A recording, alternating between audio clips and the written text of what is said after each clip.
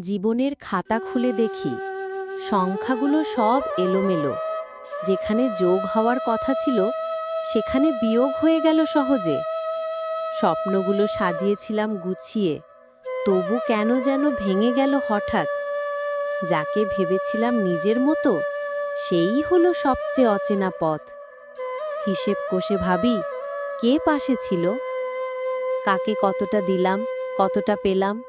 তবে কি জীবন একতরফা খেলা, নাকি এটাই তার নিঃশব্দ তাল? দিন যায়, রাত আসে নিঃশব্দে, হৃদয়ে জমে থাকে কত প্রশ্ন। কেউ কি মেটাবে এসব অঙ্কের ভুল, নাকি ভুলটাই জীবন, হিসেবটাই অস্পষ্ট?